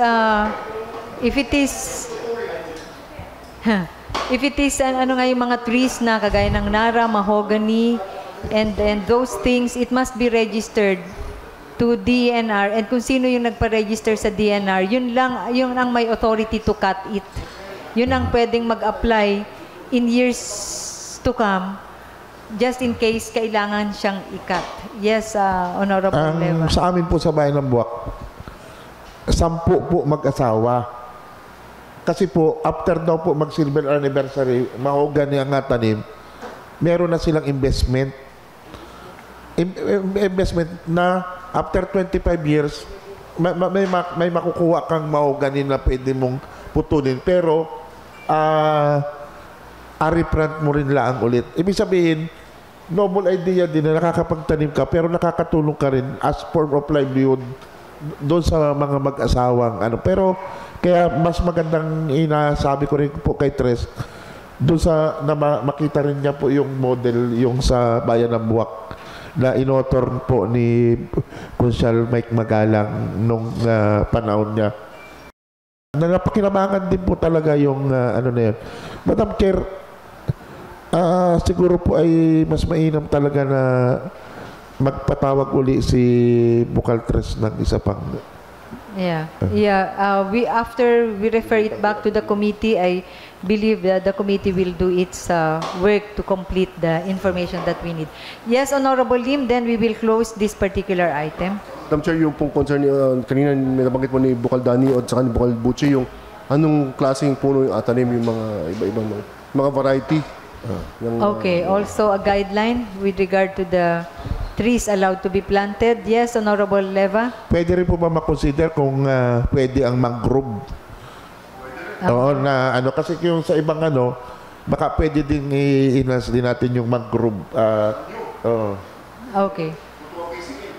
Thank you, Honorable Leva, and thanks everyone for the substantive input. I'm sure Honorable Mangkukang is taking note of the recommendations. So for the meantime, this particular item is being... Yes, Honorable Leva? May I make the formal motion, Madam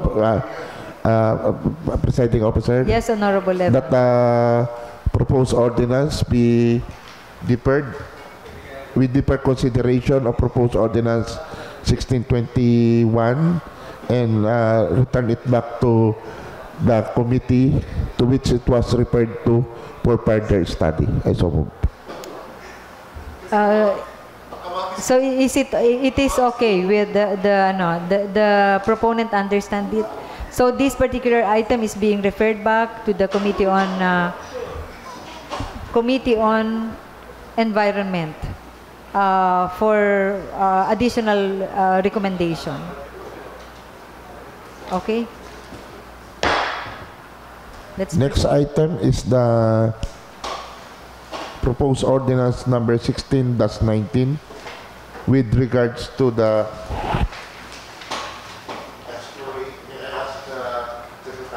Please read the title of the said ordinance. Proposed ordinance number 16-19 entitled An Ordinance Authorizing the Honorable Governor Presbyterio J. Velasco Jr. to initiate expropriation proceedings before the Regional Trial Court against the owner of the lots in Barangay Masiga and Libtangin, Gasan, Marinduque, who rejected the offer and refused to enter into a deed of absolute sale with the Provincial Government of Marinduque relative to the Marinduque Airport Extension or Expansion Project. Madam Chair, may this representation be recognized for the sponsorship of the said measure? Madam Chair, this has something to do with the request of the Governor to grant authority to him to negotiate with the landowners of lot owners in Barangay Masiga and Barangay Libtangin relative to the Marinduque Airport Extension and Expansion Project. And may I open the period of deliberation and debate for this matter.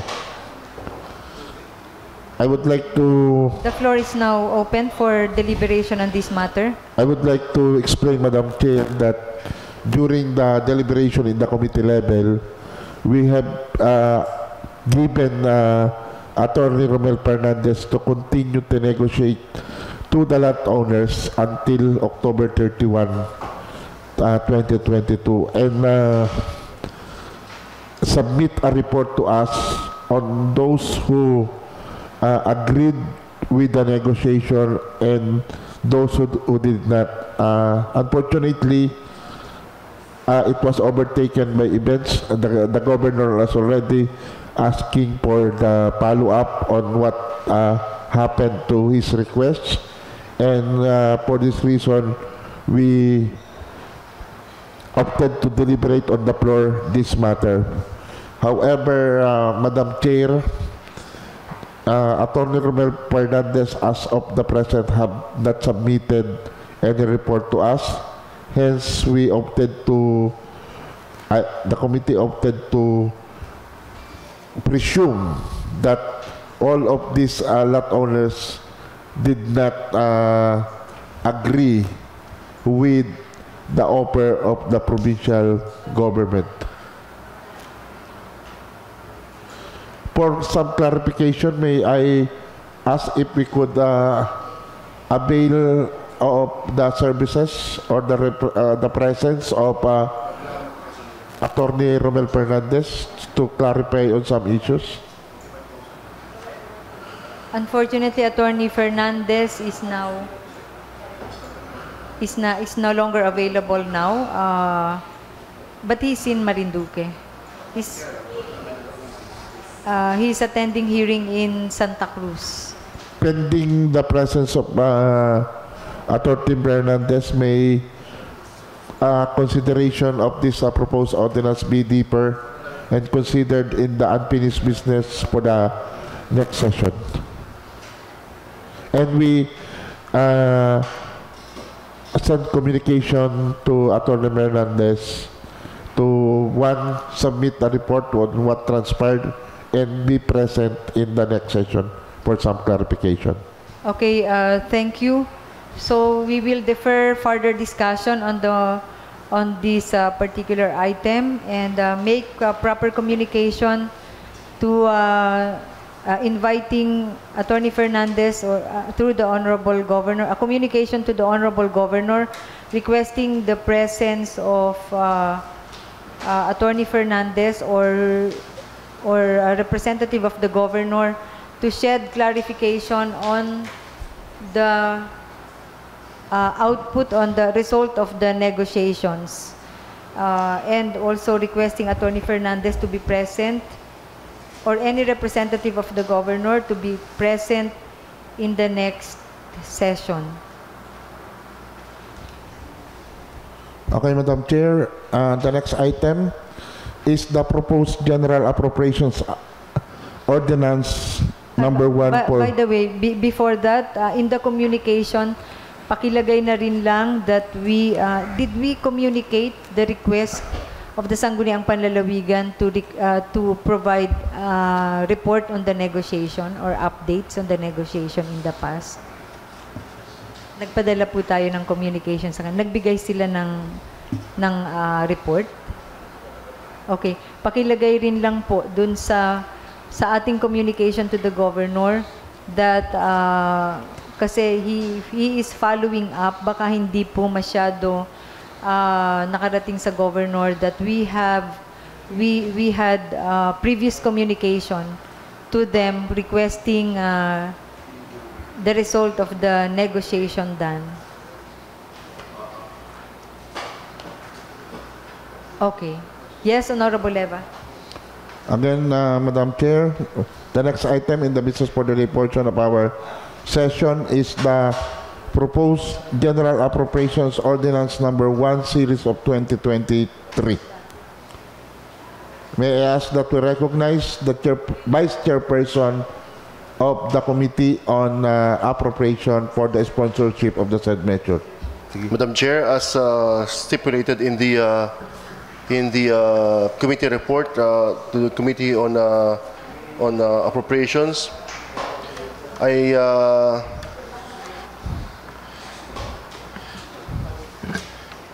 I present here with Madam Chair the Appropriations Ordinance, an ordinance authorizing the annual budget of the Provincial Government of Marinduque for fiscal year 2023 in the amount of 1,006,319,138 pesos for the general fund proper, and the amount of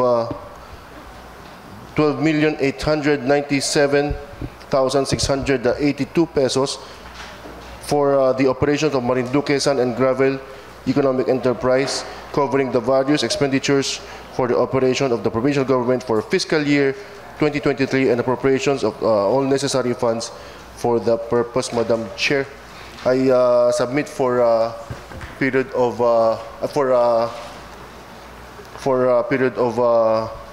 interpretation, Madam Chair. Okay. But before that, just for information of the August body, the resolution of the Peace and Order Council with regard to the PAPS plan and budget has been received by the Secretariat already. So it may be something that may be considered for consideration. So we'll proceed first with the budget. The floor is now open for deliberation on the proposed 2023 budget.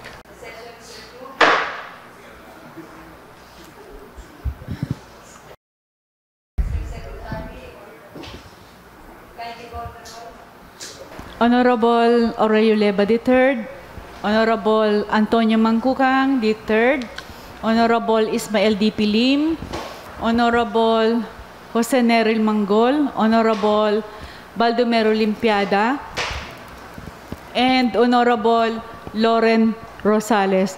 Madam Chairperson, Your Honor, we have 6 members of the board present. So we have the necessary quorum. Thank you. And kindly communicate with Bukal Camalles if he could be present to if he could be present to provide information with regard to the PAPs. I think the Peace and Order Council had adjourned already. Madam Chair, yes, we have Honorable 2 more Eva. items left, and this concerns the 2 items concerns Bukal Caballo, the PAPs and the budget. And the supplemental. The supplemental. Third and final. Okay, so we can proceed first with the supplemental while waiting for Bukal Caballes. Kindly inform Bukal Caballes that the PAPs is already with us and we need inputs from him. Okay, we are now in supplemental budget number 4. For the third and final reading, what is the pleasure of... Nag-resume na ba ako? What is the pleasure of the Vice Chair of the Committee on Appropriation? Madam Chair, with the indulgence of the body, and since this has been approved for second reading this earlier during the session, Madam Chair, I move that the supplemental budget number 4, calendar year 2022, involving the appropriation of 80,939,328 pesos and 58 centavos of the Provincial Government of Marinduque be approved for third and final reading, Madam Chair. I so move. Any second to the motion? Duly seconded by Honorable Leva, Honorable Manggol. Any objection? The Chair hears none. Supplemental budget number 4 of the Province of Marinduque is now approved on third and final reading. Okay, there is a communication received from the Peace and Order Council. What is the pleasure of the Chair of the Committee on Rules? Madam Chair, may I move for the suspension of the rules inasmuch as the date of receiving communications for the information of the board we have received at 3:15 today, December 9, a first endorsement coming from the Provincial Director of the DILG on the basic copy of resolution approving CY 2023-2025 Peace and Order and Public Safety Plan and Anti-Drug and Abuse Action Plan of the Province of Marinduque, and a resolution approving the fiscal year 2023 PAPS Plan and Budget for the Province of Marinduque involving the amount of 13 million pesos, and likewise recommending the approval of the Sangguniang Panlalawigan for their adoption and approval. So I move that it be considered in the business for the day portion of today's session. There is a motion from the Chair of the Committee on Rules for the inclusion of the 2 documents submitted to us by the Peace and Order Council and the PDAC for consideration in today's session and for inclusion in the business for the day. Any second to the motion? Any objection? The chair hears none.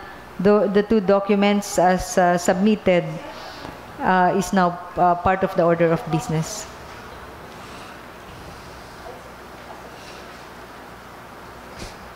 Madam Presiding Officer.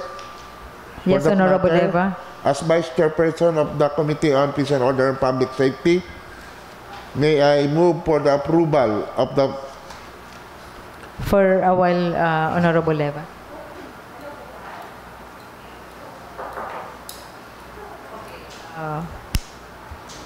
Okay, Honorable Eva. Okay na po? Yes, opo. Okay, Madam Presiding Officer, as Vice Chairperson of the Committee on Peace and Order and Public Safety, I move for the approval of the CY 2023-2025 Peace and Order and Public Safety Plan and the Anti-Drug Abuse Plan of Action of the Province of Marinduque. I so move. Yes, Honorable Limpiada. Opo. Tatanong ko lang po sana yung 3-year plan. Kung ito po ay nasunod na natin. O ito po ba yung sa 3-year plan natin before. Maybe on the 15th Sangguniang. Ay ano po ba, yung po ba ay fully implemented na? Based doon ay na kapag ano tayo dito kasama dito sa mga pinunduhan natin. This is a new 3-year plan for the PAPS po. We approved the 2020 to 2022 plan, which has been the basis of the budgeting for PAPS during the previous years and until this year. This 2023 to 2025 plan is another reference that will be the reference for the 2023 budgeting and 2024 to 2025. So, in-implement po yung previous plan in a way based on the budgeting. Ano po ba yung tanong specific ulit? Before, ito po, yung 3-year plan natin. Di ba, nag-specify tayo lahat ng mga plano. So, ang pinunduhan po natin today, now, ito pong for 2023. For 2023 to 2025 plan. It's a 3-year plan. That will be the basis of what will be the priorities na bibigyan ng pondo for next year, 2023, for 2024 and 2025. So, nagpundo po tayo based on the yung mga nung 15th regular, 15th Sangguniang, ay ito pa rin, yun ay kasama po ito doon sa mga plano. Madam Chair. Yes, Honorable Leva. As far as the peace and order and public safety plan is concerned, it's a term-based plan. Meaning to say, at the beginning of a term of a new administration, it will commence. That's why our new plan for today is for 2023 up to 2025. That is the term of the newly elected officials of the province. So, meaning to say, what was done before is that the 2019 up to 2022 plan, or the 2020, 21, 22 plan is good for the previous set of officials that were elected by the people. So, hindi siya tulad ng ibang plan na continuous. But what is being considered in the PAPS plan is based on the term of a set of elected officials. Okay. Yes, Honorable Limpiada, you're clarified. Thank you. Thank you, Honorable Leva, for the clarification. So, may I reiterate my motion na Madam Presiding Officer, to approve the CY 2023-2025 Peace and Order and Public Safety Plan and the Anti-Drug Abuse Action Plan of the Province of Marinduque. Is there any second to the motion by Honorable Leva? Duly seconded by Honorable Manggol, Honorable Lindin Opis. Any objection? The chair hears none, thus a resolution approving the calendar year 2023 to 2025 Peace and Order and Public Safety or PAPS Plan and Anti-Drug Abuse Plan of Action of the Province of Marinduque is now approved. Madam Presiding Officer, may I move for the approval of the fiscal year 2023 PAPS Plan and budget for the Province of Marinduque involving the amount of 13 million pesos. Is there any second to the motion? This is for the 2023 PAPS Plan and budget. Moved by Honorable Leva, duly seconded by Honorable Lim. Is there any objection? The chair hears none. Thus, the resolution approving the 2023 PAPS Plan and budget for the Province of Marinduque involving the amount of 13 million pesos is now approved. Madam Presiding Officer, the last item in our business for today is the proposed General Appropriations Ordinance. Yes, Honorable Lim. Madam Chair, thank you. Mr. Floor Leader.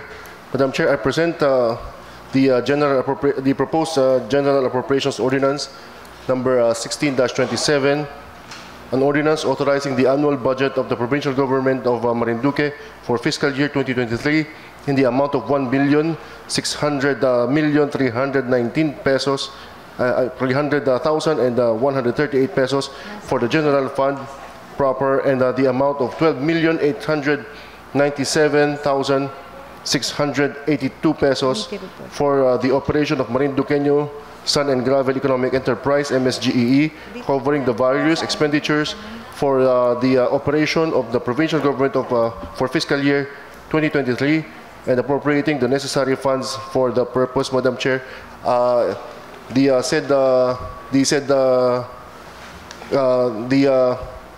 this representation, Madam Chair, on behalf of the Committee on Appropriations, is now ready for interpellation, Madam Chair. The item is now open for deliberation.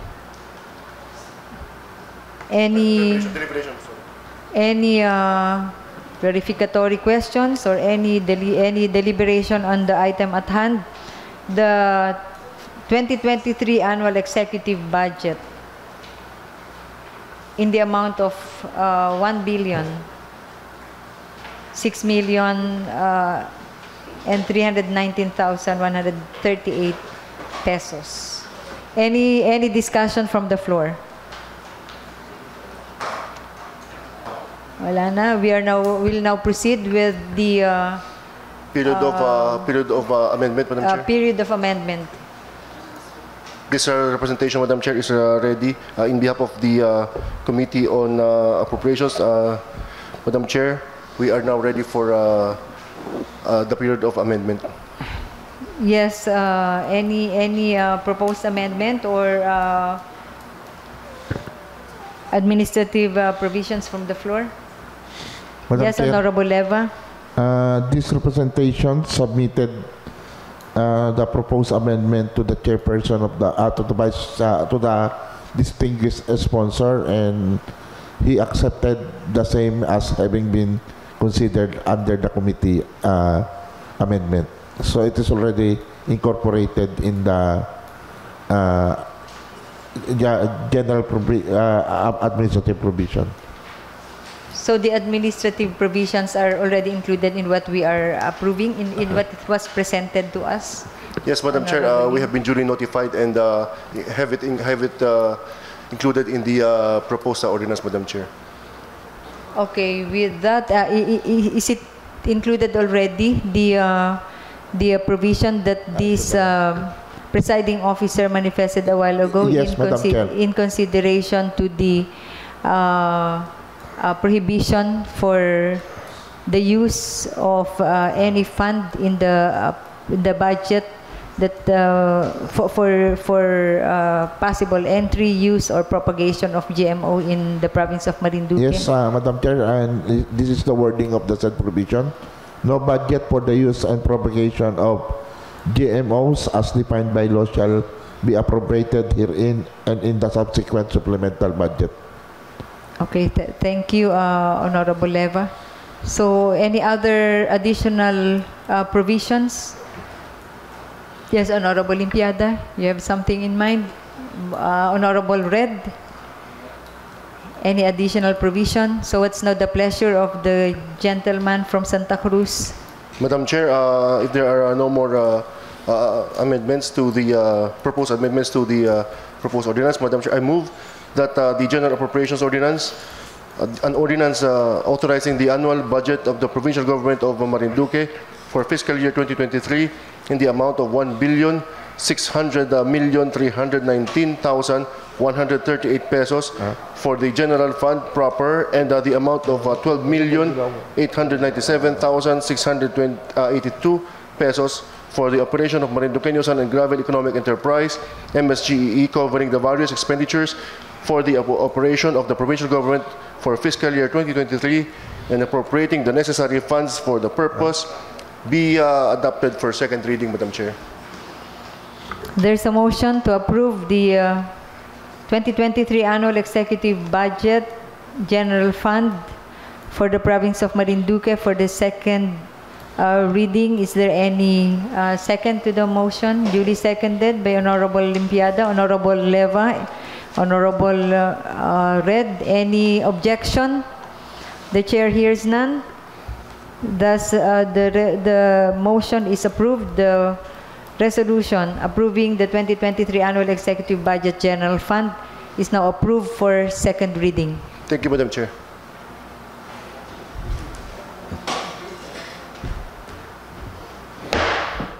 Madam Chair, inasmuch as no more amendment was introduced, we considered for third and final reading.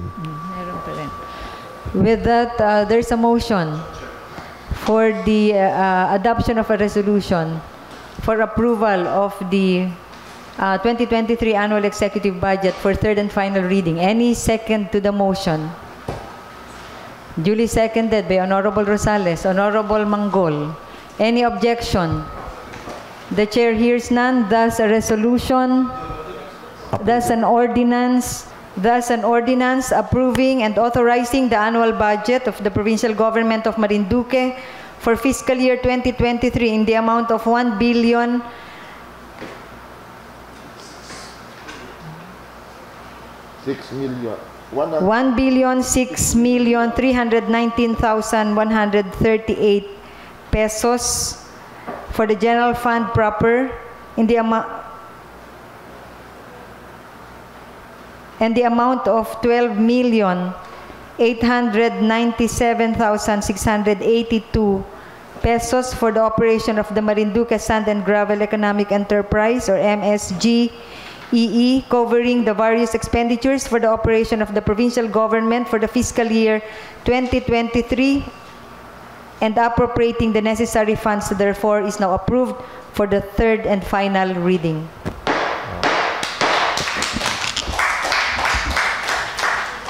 Pwede na magbakasyon.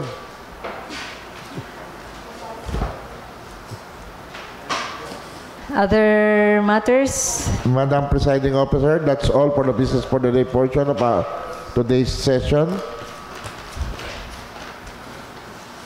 We don't have an assigned business. Kung wala na po, yes, Honorable Leva. Madam Presiding Officer, may I move for the adjournment until next December 16, 10 a.m. at the SB Sesyon Hall? Parang, di ba dito lang usapan natin? Dito mag-meeting session. Dito na? Dito mag-session. At the SBT Session Hall. Okay, the session is adjourned. By the next session, maybe we can allow a more relaxed attire for our session on the 16th. The session is adjourned until Friday.